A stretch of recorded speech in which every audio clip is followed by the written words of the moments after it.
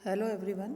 आज हम electrically coupled circuits के बारे में पढ़ेंगे कि इनमें किस तरह से ऑसिलेशंस स्टार्ट होते हैं और दोलन की अवस्था किस तरह से आती है। सबसे पहले पढ़ेंगे हम धारितीय युग्मित एलसी परिपथ या कैपेसिटिव कपल्ड एलसी सर्किट के बारे में और इसमें किस तरह से हमारे पास ऑसिलेशंस प्रोड्यूस होंगे और उसकी मैथमेटिकल कैलकुलेशन हम करेंगे। माना दो प्रतिरोध मुक्त एलसी परिपथ है, जैसा कि चित्र में दिखाया गया है, धारिता के द्वारा युग्मित किया है। सरलता के लिए मान लेते हैं कि एलसी परिपथ समरूप है, अर्थात दोनों परिपथों में इंडक्टेंस का मान और कैपेसिटेंस का मान माना सी है और दोनों एलसी परिपथ के मध्य में एक संघनित्र की सहायता से एक दूसरे को युग्मित किया गया है। माना इसकी धारिता भी सी है। डायग्राम से क्लियर है। बीच में सी धारिता का ये कैपेसिटर लगा के दोनों को युग्मित किया है। ये परिपथ एल और सी जुड़े हुए हैं, इधर भी एल और सी हैं और इसका जो युग्मन है हमने वो कैपेसिटर सी लगा के ही किया है, जिसकी की कैपेसिटी सी है। माना किसी समय संघनित्रों के प्लेटों पर आवेश का मान क्रमशः Q1 Q2 तथा C1 और C2 है तथा परिपथों में धारा का मान I1 और I2 है। जो इसके ऊपर आवेश है वो आपका संघनित्र की प्लेट पे Q1 Q2 तथा जो धारा है वो इनमें कॉरस्पॉन्डिंग I1 और I2 के बराबर है। यह परिपथ I में धारा के परिवर्तन की दर, धारा में परिवर्तन की दर हो जाएगी। अगर फर्स्ट सर्किट में I1 है तो dI1/dt है, तो प्रेरकत्व L में उत्पन्न जो हमारा प्रेरकत्व L है, इसमें उत्पन्न जो वाहक बल होगा वो कितना हो गया हमारे पास LdI/dt होगा। संघनित्र पर आवेश Q1 विभवांतर -Q1/C उत्पन्न करेगा। बीच के संघनित्र पर आवेश Q3 विभवांतर Q3/C उत्पन्न करेगा, जिससे धारा I1 का मान बढ़ेगा। तो हम इक्वेशन लिख सकते हैं उस सर्किट के लिए जिसमें I1 करंट है, फर्स्ट वाले में LdI/dt -Q1/C Q3/C, और ये जो माइनस निशान है ये धारा की दिशा विपरीत है इन दोनों में, इसलिए हमने ये नेगेटिव साइन लगाया है। इसी प्रकार परिपथ 2 में क्या हो जाएगा, LdI2/dt Q2/C -Q3/C, जो कि समीकरण 2 से दर्शाया गया है। समीकरण 1 और 2 का अवकलन करने पर LD2I1/dt square -1/C dQ1/dt +1/C dQ3/dt समीकरण 3 तथा LD2I2/dt square =1/C dQ2/dt -1/C dQ3/dt, जो कि समीकरण 4 से प्रदर्शित किया गया है। परंतु हमें पता है rate of change of flow of charge means dQ1/dt हमारे पास हो जाएगा करंट I1 के बराबर। तो ये करंट I1 के बराबर हो गया। सिमिलरली जो दूसरा है ये हो जाएगा आपका dQ2/dt हो जाएगा -I2 के बराबर तथा dQ3/dt हो जाएगा I2 -I1। उपरोक्त मानों को समीकरण 3 और 4 में रखने पर LD2I1/dt square -1/C I1 +1/C I2 -I1, जो कि समीकरण 5 से दर्शाया गया है तथा LD2I2/dt square =1/C I2 -1/C I2 -I1, जो कि समीकरण 6 से बताया गया है। यदि समीकरण 5 तथा 6 में L को M से तथा 1/C को K से, I1 को X से तथा I2 को Y से रिप्लेस करें तो हम जो 2 कपल्ड मैकेनिकल ऑसिलेटर्स हैं उनके समीकरण लिख सकते हैं और ये इनकी 2 सामान्य विधाएं होंगी। प्रथम विधा के लिए I2 I1 लिया तो इक्वेशन हो गई LD2I1/dt स्क्वायर -I1/C, और या LD2I1/dt स्क्वायर +I1/C 0। इसी तरह हम जो दूसरा है उसके लिए भी लिख सकते हैं इक्वेशन, और वो हो जाएगी, इसमें I लिखेंगे अगर हम तो I के लिए हो जाएगी A cos⍵1t + ∅1। यहाँ प्रथम सामान्य विधा की कोणीय आवृत्ति ω1 हो जाएगी √1/LC। अब द्वितीय कंपन विधा के लिए अगर इक्वेशन लिखेंगे तो I1 = -I2 लेने पर तो L D two I one upon D T square is equal to minus 3 I1 upon C, या L D two I one upon D T square plus 3 I1 upon C is equal to 0। Equation number 9। इस समीकरण का सामान्य हल होगा, जैसे पहले के लिए लिखा था, इसका सामान्य हल था I is equal to A omega 1t plus 5। इसी तरह जब हल होगा तो दूसरा कांस्टेंट ले लिया हमने, I is equal to B cos of omega 2t plus 5 तो ओमेगा 2 यहाँ पे हो जाएगा आपके पास under root of 3 upon LC के बराबर। Equation number 10। जो द्वितीय सामान्य विधा के कोणीय आवृत्ति होती है, प्रथम विधा के बीच में संघानित्र पर कोई आवेश नहीं होता है, अर्थात Q3 इज इक्वल टू 0 जो है हमारी धारिता के संघित्र को हटाने पर आवेशों की गति प्रभावित नहीं होगी। प्रथम विधा में आवेश तथा Q2 के परिमाण हमेशा बराबर लेकिन विपरीत प्रकृति के होते हैं। द्वितीय कंपन विधा में आवेश Q1 तथा Q2 के परिमाण बराबर लेकिन समान प्रकृति के होते हैं, इसलिए Q3 आवेश का मान Q1 या Q2 के परिमाण का दुगना लेकिन विपरीत प्रकृति का होता है। फिर इसी तरह से हम कहते हैं, दूसरा सर्किट लिया हमने, प्रेरक युग्मिक LC परिपथ या इंडक्टिवली कपल्ड LC सर्किट। माना दो प्रतिरोध रहित LC परिपथ है जिनमें चित्रानुसार व्यवस्थित किया गया है। ये दोनों LC परिपथ प्रेरक युग्मित होते हैं क्योंकि इनके बीच में अन्योन्य प्रेरकत्व या म्यूचुअल इंडक्टेंस होता है, जबकि एक परिपथ में प्रभावित धारा के कारण चुंबकीय फ्लक्स दूसरे परिपथ से संबद्ध होता है। फैराडे के विद्युत चुंबकीय प्रेरण के नियमानुसार किसी समय जब चुंबकीय फ्लक्स में परिवर्तन होता है तो दोनों परिपथों में विद्युत वाहक बल प्रेरित। ये सर्किट से क्लियर है। म्यूचुअल इंडक्टेंस ये L1 L2 है, इनमें से हम यहाँ पे इस इक्वेशन को फिर अब फर्दर सॉल्व करेंगे। माना परिपथों में परिपथ 1 व 2 में प्रेरकत्व क्रमशः जो इंडक्टेंस है वो L1 और L2 और जो कैपेसिटेंस है वो C1 और C2 है। यह माना जाए कि फ्लक्स के कारण कोई लीकेज नहीं हो रहा है तथा प्राथमिक कुंडली में से इकाई मात्र ही धारा प्रवाहित करने पर कुल चुंबकीय फ्लक्स रेखाएं द्वितीयक कुंडली के सभी चक्रों से संबद्ध होती है, तो दोनों परिपथों के बीच अन्योन्य प्रेरकता कितनी हो जाएगी, M is equal to under root of L1 L2। सामान्यतया कुंडली से फ्लक्स का क्षरण होता है, इसलिए M is less than under root of L1 L2 होता है। अनुपात M upon under root of L1 L2 is equal to K को युग्मन गुणांक या कपलिंग कोफिशिएंट कहते हैं। ये युग्मन की मात्रा को नापता है। माना किसी समय धारिता या कैपेसिटेंस C1 तथा C2 और जो चार्ज है उन पे क्रमशः Q1 और Q2 तथा परिपथों में तात्कालिक धाराओं का मान I1 और I2 है, तो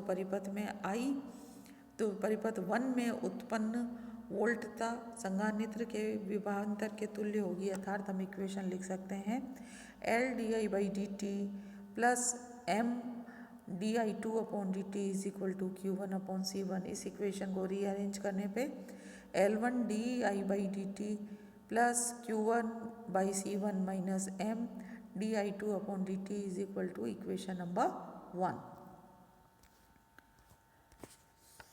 इसी तरह से सेकेंड सर्किट के लिए लिखेंगे। द्वितीय परिपथ के लिए जब लिखा तो इक्वेशन हो गई L2 di2 upon dt plus Q2 upon C2 minus M di1 upon dt is equal to 0। समीकरण 1 को अवकलित करने पर L जो हमारा है उसको दो बार हमने एक बार डिफरेंशिएट किया L1 d2 I1 upon dt square plus 1 upon C1 dQ1 upon dt minus M d2 I2 upon dt square is equal to 0। लेकिन dQ1 upon dt is equal to I1 और L d2 I1 upon dt square plus 1 upon C1 I1 minus M d2 I2 upon dt square is equal to 0 या d2 I1 upon dt square plus 1 upon L1C1 I1 minus M upon L1 D2 I2 upon DT square is equal to 0। यदि omega 1 प्रथम परिपथ की प्राकृतिक कोणीय आवृत्ति हो तो omega 1 is equal to 1 upon under root of L1C1, या इसी तरह से हम दूसरी इक्वेशन जो सेकंड परिपथ के लिखी थी उसको भी एक बार डिफ्रेंशिएट करेंगे तो D2 I1 upon DT square plus omega 1 square I1 minus M upon L1 D2 I2 upon DT square is equal to 0। समीकरण 2 को अवकलित करने पर D2 I2 upon DT square plus 1 upon L2 C2 I2 minus M upon L2 D2 I2 और DT square is equal to 0। यदि omega 2 द्वितीय परिपथ की प्राकृतिक कोणीय आवृत्ति हो तो ओमेगा 2 हो जाएगा 1 upon under root of L2 C2, तो हमारे पास हो गया। इसलिए D2 I2 upon DT square plus omega 2 square I2 minus M upon L2 D2 I2 upon DT square is equal to 0, जिसे समीकरण 4 से प्रदर्शित किया गया है। समीकरण 3 तथा समीकरण 4 दो युग्मित समीकरण हैं।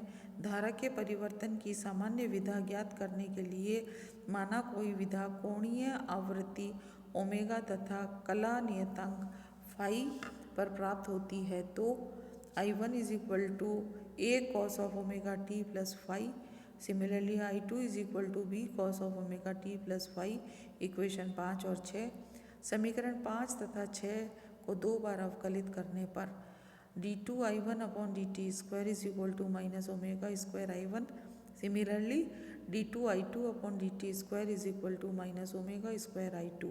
समीकरण 7 तथा समीकरण 8 का मान समीकरण 3 में रखने पर इस पे समीकरण 3 में रखा तो minus omega square I1 plus omega 1 square I1 minus M upon L1 minus omega square I2 के बराबर होगा ये।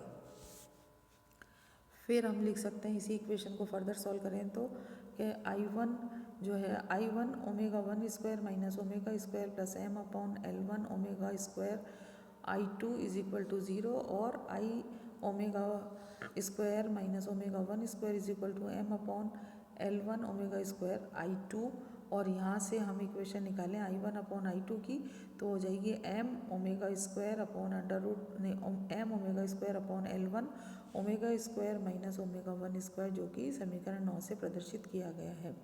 इसी प्रकार समीकरण 7 तथा समीकरण 8 का मान समीकरण 4 में रखकर हल करने पर हमारे पास एक और वैल्यू आ जाएगी और वहाँ से I1 अपॉन I2 जो होगा वो हो जाएगा L2 omega square minus omega 2 square upon M omega square.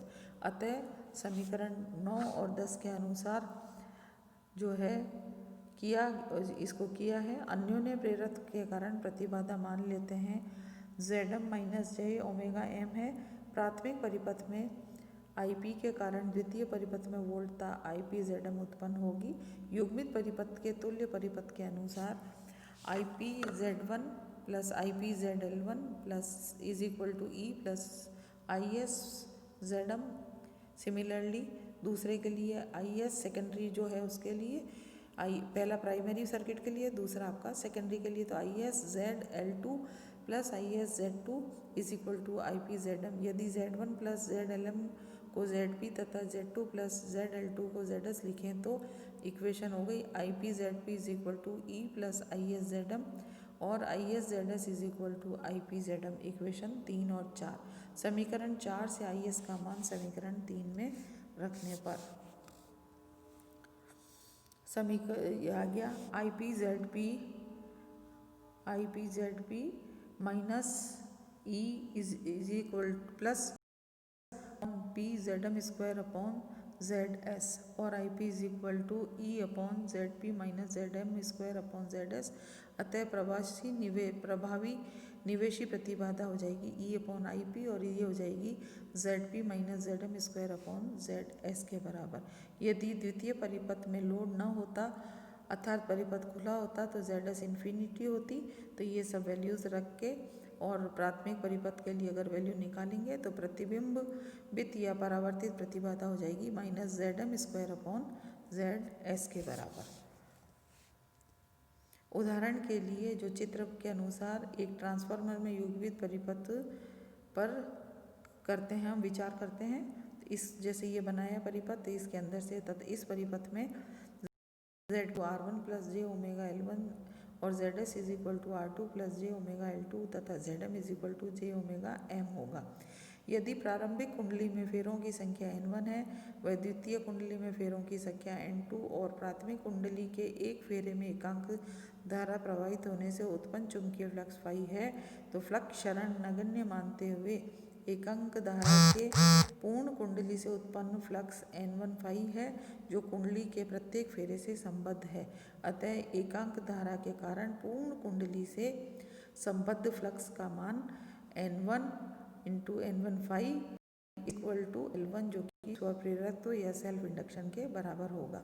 अतः L1 is equal to N1 square phi, इसी प्रकार L2 is equal to N2 square phi, और M जो है हमारे पास हो जाएगा N2 N1 फाई या N1 N2 phi is equal to under root of L1 और L2 के बराबर। लोड की उपस्थिति में निवेशी प्रतिबाधा Zi is equal to Zp minus Zm square upon Zs, और अगर इस इक्वेशन को हम फर्दर सॉल्व करेंगे तो हमारे पास जो फाइनल आ जाएगी इक्वेशन समीकरण 7 प्राप्त होगा। R1 R2 प्लस जे ओमेगा L2 R1 प्लस जे omega L1 R2 upon R2 plus जे ओमेगा L2 के बराबर। अब हम यहाँ कह रहे हैं कि R1 व R2 के मान क्रमशः प्रतिबाधाएं जे ओमेगा L1 तथा जे ओमेगा L2 के से बहुत कम होते हैं, अर्थात R1 is very very less than J omega L1 व R2 is very very less than J omega L2 के बराबर होगा।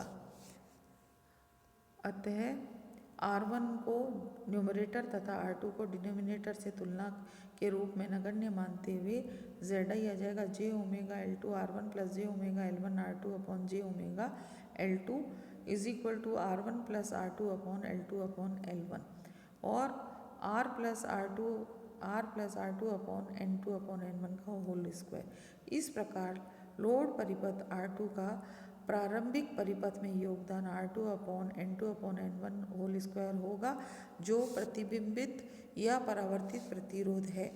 N2 अपॉन N1 रूपांतरण अनुपात या ट्रांसफॉर्मेशन रेशो है।